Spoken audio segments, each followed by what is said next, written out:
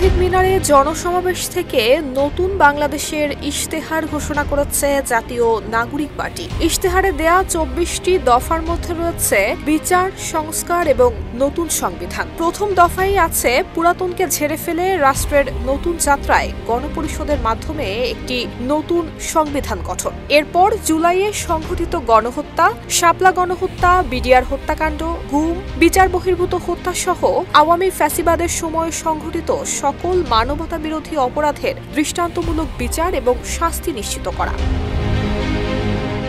একই সঙ্গে রাষ্ট্রের সকল সাংবিধানিক এবং বিধিবদ্ধ জবাবদিহিতা নিশ্চিতকারী প্রতিষ্ঠানের সক্ষমতা বৃদ্ধি করা, ন্যায়ভিত্তিক বিচার ব্যবস্থা, আইন সংস্কার, রাষ্ট্রের স্বাধীন বিচার বিভাগ এবং ক্ষমতাবানদের পক্ষে অন্ধ অবস্থান না নিয়ে মজলুমকে তার প্রাপ্য ন্যায় বিচার বুঝিয়ে দেয়া, বাংলাদেশের আমলাতন্ত্রকে দলীয়করণের মাধ্যমে শোষণের হাতিয়ার হিসেবে ব্যবহার প্রতিহত করা, জনবান্ধব আইন শৃঙ্খলা রক্ষাকারী বাহিনীকে এমনভাবেই সংস্কার করা যেখানে কোনো বাহিনীকে আর সাধারণ মানুষ ভয় না পায়, গ্রামের স্বকীয়তা অক্ষুণ্ণ রেখে শহরে সুবিধা গ্রামে পৌঁছে দেয়া, সরকারকে স্থানীয় উন্নয়নের কেন্দ্রবিন্দুতে পরিণত করা। ওয়ালটন এখন দেশের সীমানা পেরিয়ে পৌঁছে গিয়েছে ৫০টিরও বেশি দেশে। ওয়ালটন, ঘরে ঘরে বিশ্বজুড়ে। সংবাদ মাধ্যমের শতভাগ স্বাধীনতা এবং যথাযথ আইনি ও নীতি কাঠামোর মাধ্যমে সেটি নিশ্চিত করা, অর্থের অভাবে কেউ চিকিৎসা থেকে বঞ্চিত হবে না এমন একটি স্বাস্থ্যসেবা গড়ে তোলা,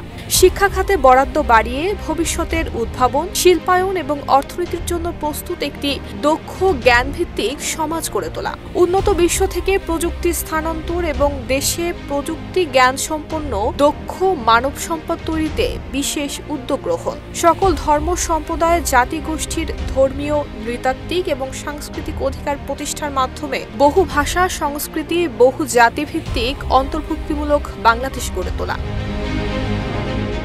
নারীর নিরাপত্তা, অধিকার এবং ক্ষমতায়ন, নারীদের প্রাপ্য অধিকার দ্রুত বুঝে পেতে সর্বপ্রকার আইনি সহায়তা প্রদান, বাজার ভিত্তিক কিন্তু জনকল্যাণমুখী অর্থনৈতিক দর্শন মেনে একটি আধুনিক অন্তর্ভুক্তিমূলক অর্থনীতি গড়ে তোলা, সকল কর্মক্ষম নাগরিকের জন্য দেশে এবং বিদেশে মর্যাদাপূর্ণ কর্মসংস্থান নিশ্চিত করতে শিল্পের বহুমুখীকরণ, বাংলাদেশের ভবিষ্যৎ অর্থনীতিকে টেকসই করতে রপ্তানির বহুমুখীকরণ এবং শিল্প বাজারে প্রবেশাধিকারের বিনিয়োগ জোরদার, নতুন বাংলাদেশে কৃষি পণ্যের সরবরাহ এবং ন্যায্য মূল্য নিশ্চিত করার পাশাপাশি ক্রেতার স্বার্থ সংরক্ষণ, বাংলাদেশের প্রাতিষ্ঠানিক, অপ্রাতিষ্ঠানিক, কৃষি, গৃহ, অভিবাসী, পরিবহন, স্বনিয়োজিত সকল শ্রমিকের স্বীকৃতি এবং আইনি সুরক্ষা নিশ্চিত করা, জাতীয় প্রাকৃতিক সম্পদের উপর জনগণের সার্বভৌম মালিকানা প্রতিষ্ঠা এবং প্রাকৃতিক সম্পদ অনুসন্ধান ও আরোহণের সক্ষমতা বৃদ্ধি, একটি জলবায়ু সহনশীল, দূষণমুক্ত এবং পরিকল্পিত বাংলাদেশ গড়ে তুলতে